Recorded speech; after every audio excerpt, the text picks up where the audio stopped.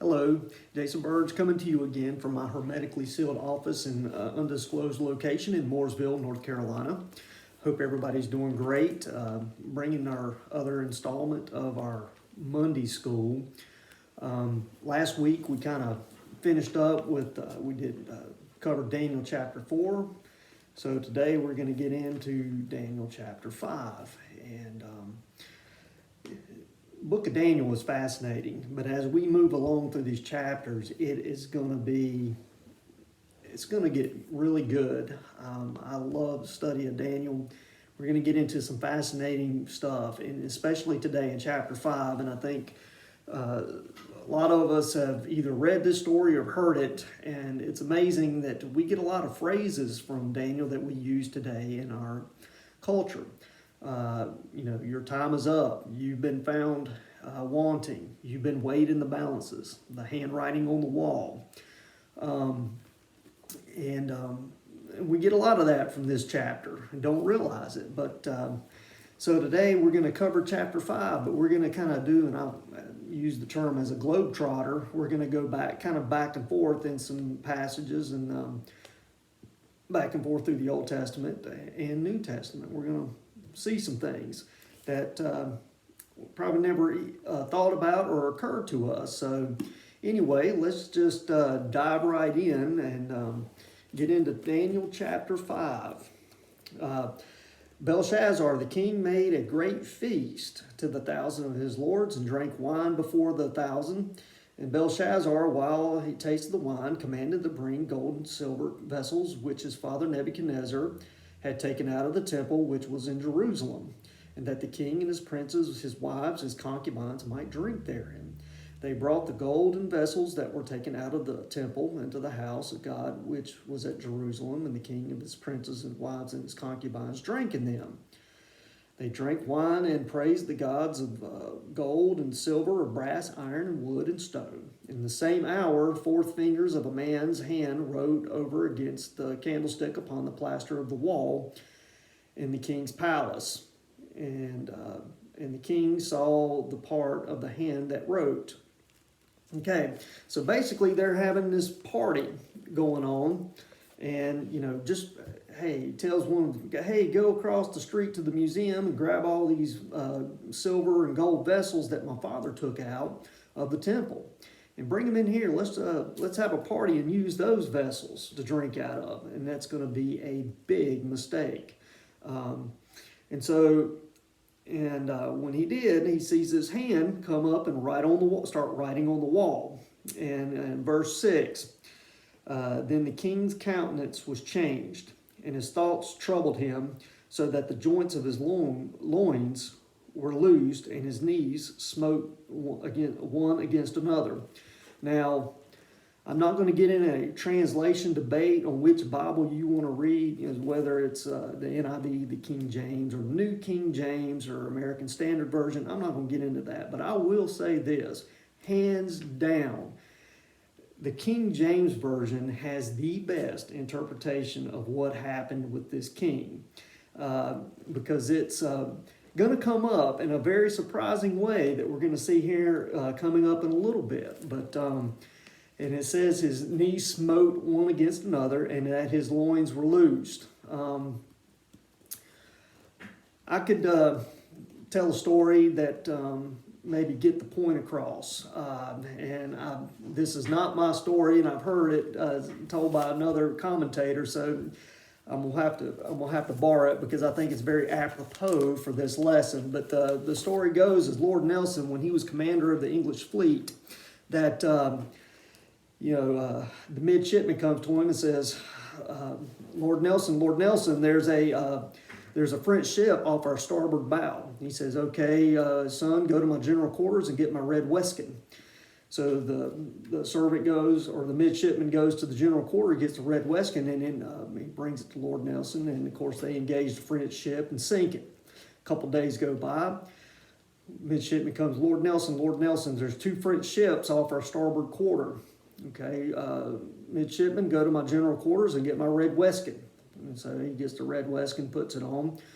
And A few days go by, the midshipman comes to him and says, permission to speak, sir. I'd like to ask a question. He said, okay, granted, son, that's how you learn. Go ahead. He said, well, sir, he said, I noticed every time we see a French ship and we engage a ship, you go to the general quarters to get the red waistcoat and put it on, and why is that? And he's like, he said, well, it's a good question. Because when we're in battle, if I were to get hit, I don't want the other sailors to be distracted by the sight of blood, or if I start losing blood, you'll know that, I don't want them to get discouraged or distracted or get fearful.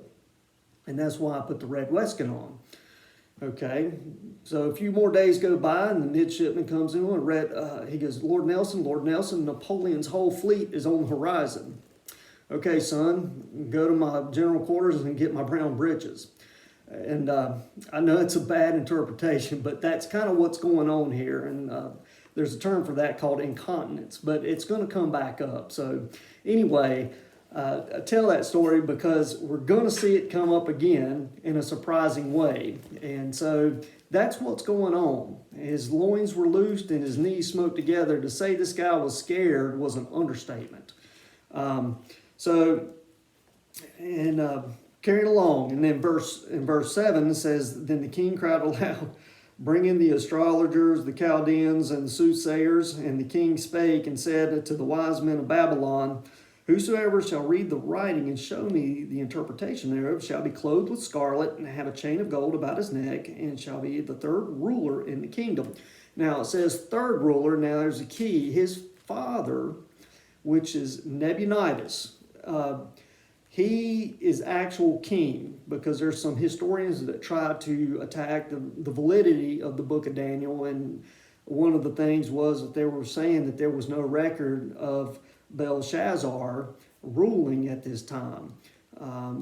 But basically what happened was Nebuchadnezzar was hated by the priest, he was hated by the people, and he didn't really want to basically rule Babylon. So what he did, he had went to Arabia and was down in that area and had left Belshazzar in charge. So when he tells Daniel he will make him third ruler, and that is the reason why you see that, not because Belshazzar is actually second in command. He's more of a vassal king set up in place while his father is gone to another location. Verse 8, then came all the king's wise men, and they could not read the writing nor make known to the king the interpretation thereof. Then was King Belshazzar greatly troubled, and his countenance was changed in him, and his lords were astonished. Now the queen, by reason of the words of the king and his lords, came into the banquet house, and the queen spake and said, O king, live forever. Let not thy thoughts trouble thee, nor let thy countenance be changed. Now, this is the queen mother. This is either Belshazzar's mother, or this was Nebuchadnezzar's wife, or it would have been his grandmother. We have to understand Nebuchadnezzar has been dead for about 20 years at this point. And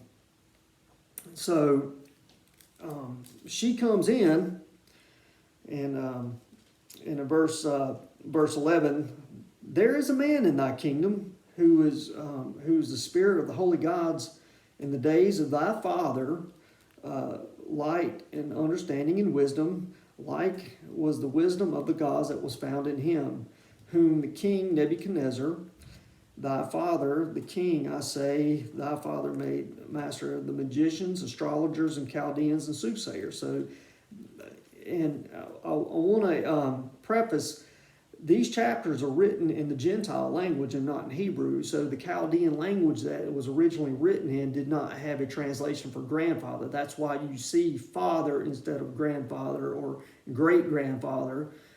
So you're not going to see that, and that's why it keeps referring back to father. So don't get confused by that.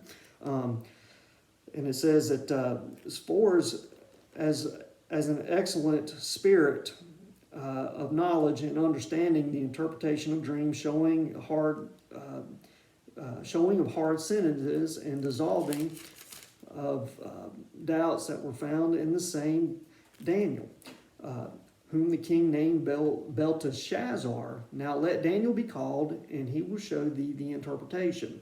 And on a side note too, this verse will buttress that. That's why some believe that the guys that came, the wise men in the story of Christ, the birth of Christ, that Daniel had trained these guys, or started that order, had trained those guys, and that's why they knew to look for the star. But that's a whole other story. I don't want to get off on a rabbit trail, but that's he was appointed during that time over all these guys. And it's going to come back up in chapter 6 as we get into the lion's den and so forth. But we're going to see it's a fascinating book as far as with prophecy and historical value too. And so verse 13 says, Then Daniel brought in before the king, and the king spake unto Daniel, Art thou Daniel, which art the children of the captivity of Judah, whom my father... whom the king my father brought out of Jewry? I have even heard of thee, that the Spirit of God is in thee, and that the light of understanding and excellent wisdom is found in thee. Now these wise men, that astrologers that have been brought in before me, that they should read this writing and make known unto the interpretation of, but could not show me the interpretation of the thing. And I have heard thee, that thou canst make the interpretations and dissolve doubts. Now if thou canst read the writing, and make known unto me the interpretation thereof, thou shalt be clothed in scarlet, and have a chain of gold about thy neck, and I'll make the third ruler in the kingdom.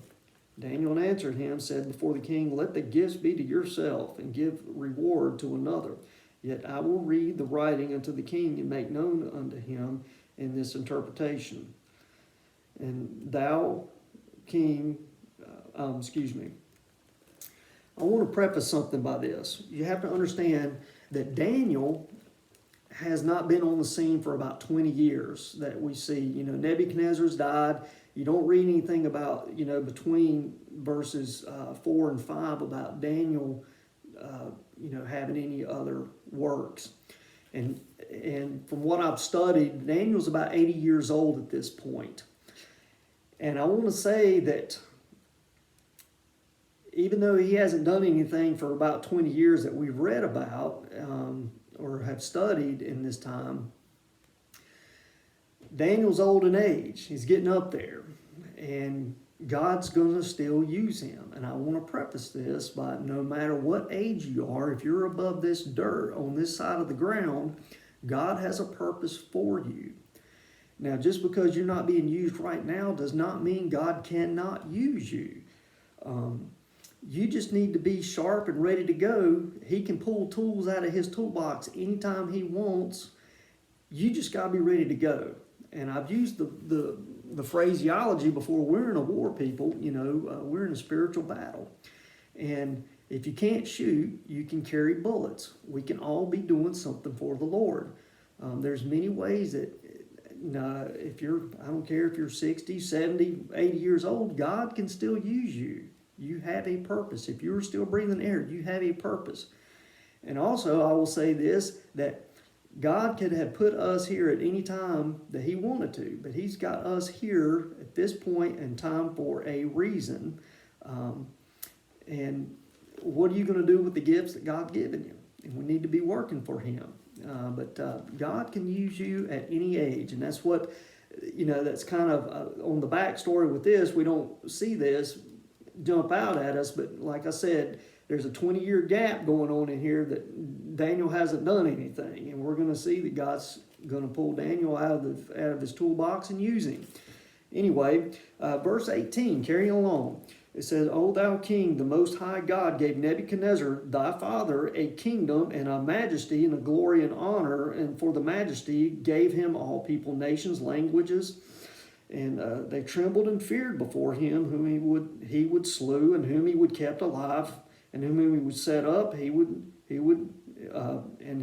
put down. But when his heart was lifted up, his mind hardened in pride, and he was deposed from his kingly throne, and they took his glory from him. So Daniel comes in, he goes, you think you're a ruler, let me tell you about your grandfather. He was a king's king. God set him up. And Daniel's giving him a little history lesson about his grandfather here. And he was driven from the sons. I'm in verse 21 right now. It says, and he was driven from the sons of men, and his heart was made like the beast, and his dwelling was like the wild asses, and they fed him with grass like oxen until his body was wet with the dew of heaven, until he knew that the Most High God ruled in the kingdom of men and appointed it over whomsoever he will.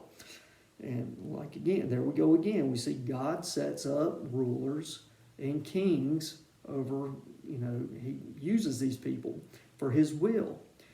And his son Belshazzar has not humbled thine heart, though he knew all this. So he's basically saying that you knew all this stuff and you didn't humble yourself, but has lifted up thyself against the Lord of heaven, and thou brought vessels of the house before thee, that thy lords and wives and concubines have drank wine in them, and that thou hast praised the gods of silver, gold, and brass, and iron, and wood, which see not, nor hear, nor know.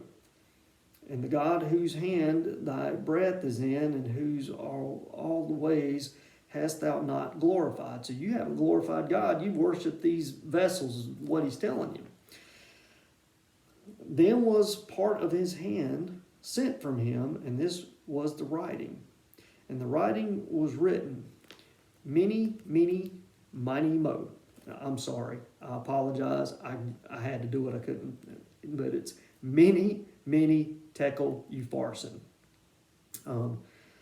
This is the interpretation of the thing. Many, God has numbered thy kingdom and finished it. Tekel, that art weighed in the balances and art found warning. Whereas thy kingdom is divided and given into the Medes and the Persians. And then commanded Belshazzar that they clothed Daniel with scarlet, put a chain of gold about his neck, and made a proclamation concerning him that he should be a third ruler in the kingdom. And that night Belshazzar, king of the Chaldeans, was slain. And Darius, the Median, took the kingdom, being about 62 years old. Okay, a lot going on here. That Herodias is known as the father of history.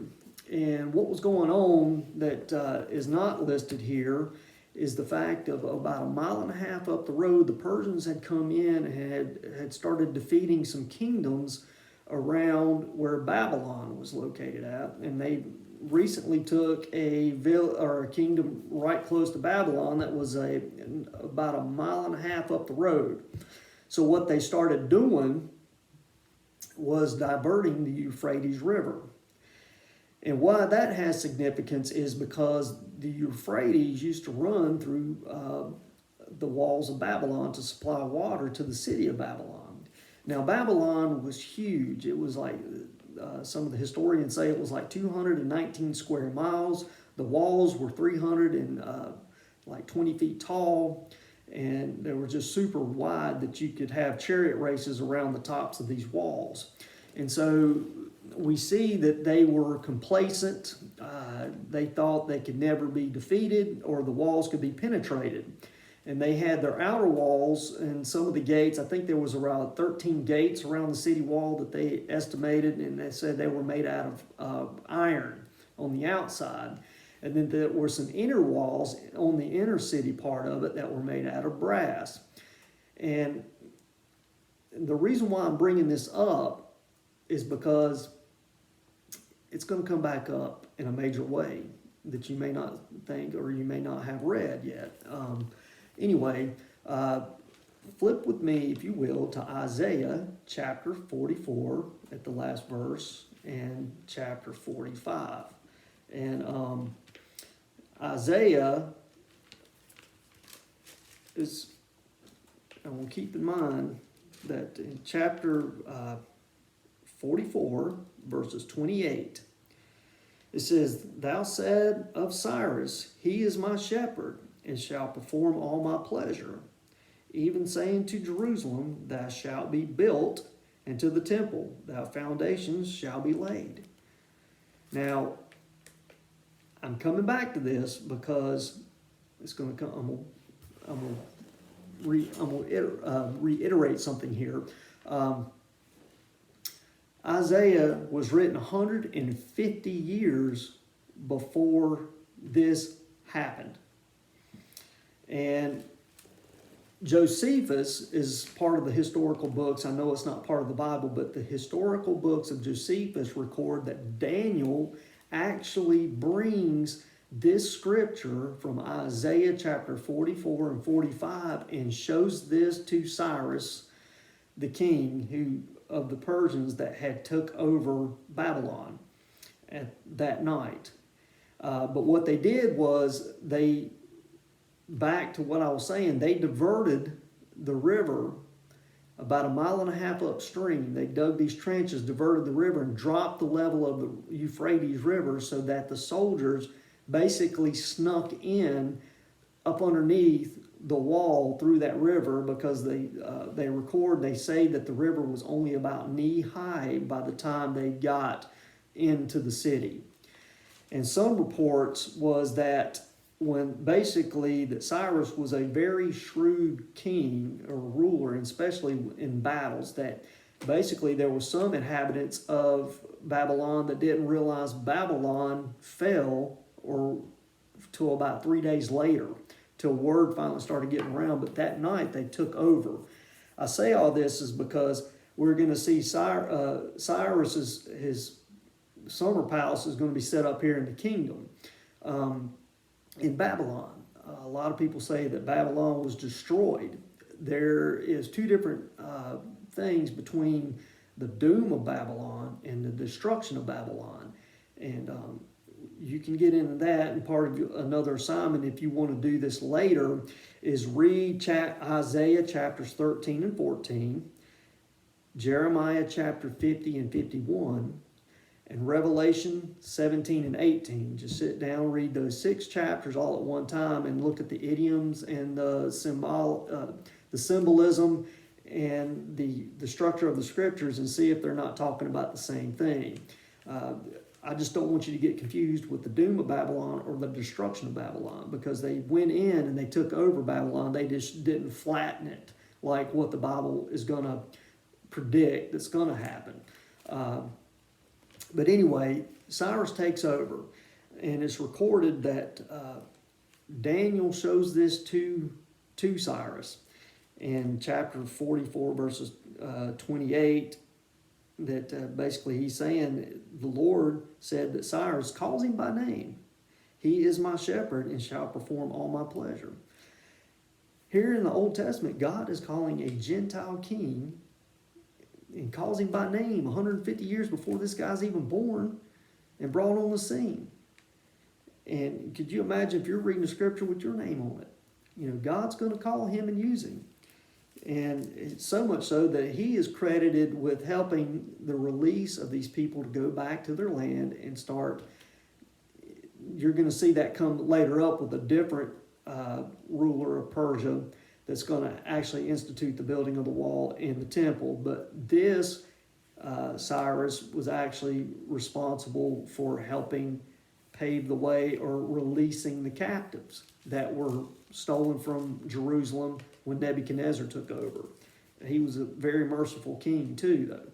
And in chapter 45, it says, "Thus says the Lord, his anointed to Cyrus, whose right hand I have holden to subdue nations before him, and I will loose the loins of kings to open before him the 2 leaved gates." He loosed the loins of kings. So evidently something happened with Belshazzar, so much so I'm sure word had spread that, hey, you know, what happened to him probably got out, word got around pretty quick about his loins being loosed or his problem. But it's written and prophesied here back in Isaiah chapter 45. And the 2 gates, the gates of leaved gates, shall not be shut. And I will go before thee, and I'm in verse 2 and make the crooked places straight, and I will break in pieces the gates of brass and cut asunder the bars of iron. There we go again, these two gates, and he's prophesying him taking over Babylon. And I will give thee the treasures of darkness and hidden riches and secret places, that thou mayest know that I am the Lord, which called thee by thy name. I am the God of Israel. God called him by his name. You imagine being shown this to yourself if this was written about you. And for Jacob my servant's sake and Israel's mine elect, I have called thee by thy name and have surnamed thee, though thou hast not known me. I am the Lord, there is none else. There is no God beside me. I girded thee, though thou hast not known me, that thou may know from the rising of the sun, from the west, that there is none beside me. I am the Lord, and there is none else. So God had called him, predicted this back in Isaiah chapter 45, and used him. Couple final thoughts. I'm going to try to wrap this up. One thing I want us to realize is that, Belshazzar, they were comfortable. They were covetous. They were worshiping false idols. Everything that we are commanded not to do. That even in Exodus, when the giving of the Ten Commandments is described in Deuteronomy chapter 9, verses 10, that God wrote the Ten Commandments with the finger of God. That they were written. And they were commanded for us. Thou shalt not kill, thou shalt not covet. And the Ten Commandments. But anyway, I'm not going to go through all those. But the same finger that wrote those Ten Commandments in judgment or in a law for us, it's the same finger that basically tells Belshazzar, you've been found wanting. You have not done right. And you've been judged, and you've been you drinking all this wine out of the vessels, and you've been comfortable, complacent, covetousness, and it's the same finger that has brought you destruction, or your determination that, hey, the king's going to be rent from you. Now, I want to fast forward to John chapter 8, verses 3 through 11. The woman was caught in adultery. They bring the woman to Jesus. Moses says we should stone her. What shall we do? And they're trying to trap Jesus, and Jesus knows. And he stooped down and he started writing in the dust. Some speculate that he was maybe writing or quoting from Jeremiah chapter 17, or writing their names in the dust. But Jeremiah chapter 17, verse 13 is basically, O Lord, the hope of Israel, all who forsake you shall be ashamed, and those who depart from me shall be written in the earth, because thou hast forsaken the Lord, the fountain of the living waters. But that same finger that had wrote the Ten Commandments, that had wrote judgment on the wall against Belshazzar, that same finger stoops down and writes in the dust and looks at that woman and says, where are your accusers? It's that same finger that we can come to